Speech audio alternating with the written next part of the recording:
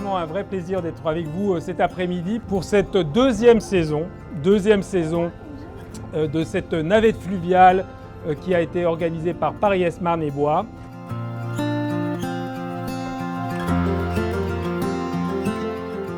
C'est un plus, c'est sympathique.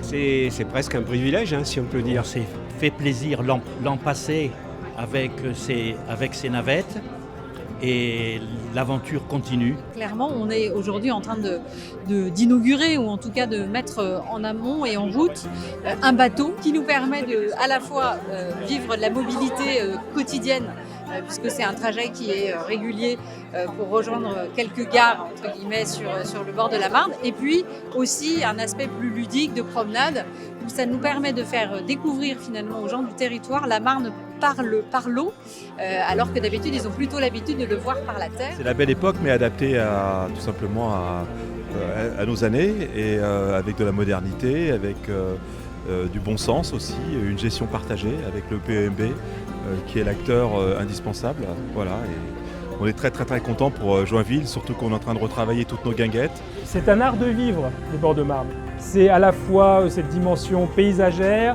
et c'est aussi une dimension historique avec les guinguettes. C'est une dimension aussi culturelle avec tous les lieux d'attractivité qu'on peut construire autour.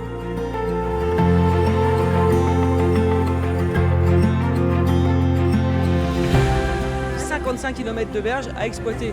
Et aujourd'hui, Paris-Est, avec le bateau-bus, essaie de donner cette possibilité à nos Paris-Est marnais d'aller vers l'eau, de trouver un îlot de fraîcheur. On a transporté plus de 20 000 passagers l'an dernier en à peine 3 mois. Et cette année, on a amélioré le service en ayant des bateaux plus performants, en ayant des modifications de lignes aussi et d'escale.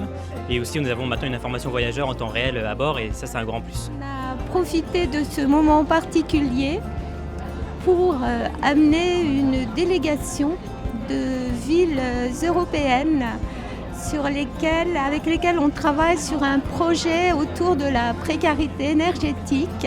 On fait un changement de cap considérable et c'est vraiment pour la qualité de vie de nos habitants qu'on est aujourd'hui présent. Donc j'invite tout le monde à utiliser le plus possible ce moyen de transport écologique.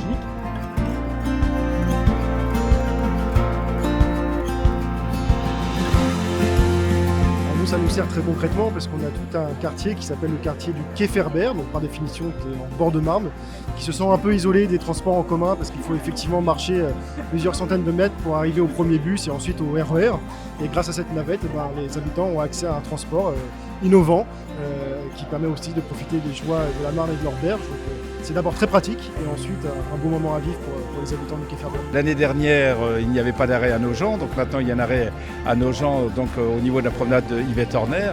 Et je suis très heureux de profiter de cette initiative du territoire, d'avoir fait cette navette. Et comme le disait tout à l'heure le président, c'est quelque chose de moderne et d'écologique. Donc il faut profiter de ces nouveaux moyens de déplacement qui sont en plus très sympathiques, très agréables et pour la joie de tout le monde.